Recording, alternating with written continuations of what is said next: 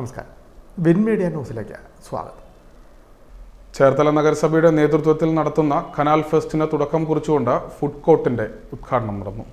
ചേർത്തല നഗരസഭയുടെ ആഭിമുഖ്യത്തിൽ സംഘടിപ്പിക്കുന്ന കനാൽ ഫെസ്റ്റിന്റെ ഭാഗമായ വൈവിധ്യമാർന്ന കലാപരിപാടികളോടൊപ്പം നഗരവാസികൾക്ക് നാവിൽ രസം പകരുന്ന രുചിക്കൂട്ടുകളുമായി വൈവിധ്യമാർന്ന ഭക്ഷണവും ആസ്വദിക്കാം.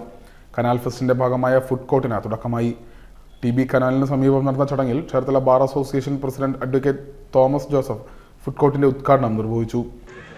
ചേർത്തല മുനിസിപ്പാലിറ്റി മുൻകൈ എടുത്ത് നമ്മുടെ പുത്തൻതോട് ശുചീകരിക്കാൻ കാണിച്ച തൻ്റെ ഇടവും അതിനെടുത്ത ആർജവും അത് ആണ് എൻ്റെ മനസ്സിലേക്ക് ഏറ്റവും കാര്യമായിട്ട് കടന്നു വരിക.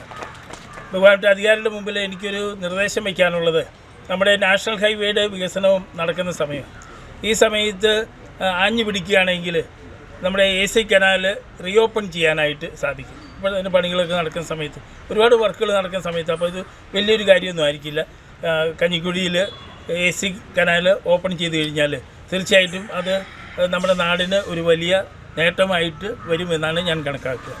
നാടൻ വിഭവങ്ങൾ മാത്രം ഒരുക്കിയിട്ടുള്ള തട്ടുകട, രുചിയേറും ദോശക്കട മുതൽ മത്സ്യമാംസങ്ങളുടെ നിരവധി വിഭവങ്ങൾ, ഐസ്ക്രീമുകൾക്ക് മാത്രമായി പ്രത്യേക സ്റ്റാളുകൾ എന്നിവയും ഫുഡ് കോർട്ടിൻ്റെ പ്രത്യേകതകളാണ്. പാൽക്കപ്പ മുതൽ മസാല ചായ വരെ ഫുഡ് കോർട്ടിൽ ലഭ്യമാണ്. യോഗത്തിൽ food committee chairman Arun K. Panicker അധ്യക്ഷത വഹിച്ചു.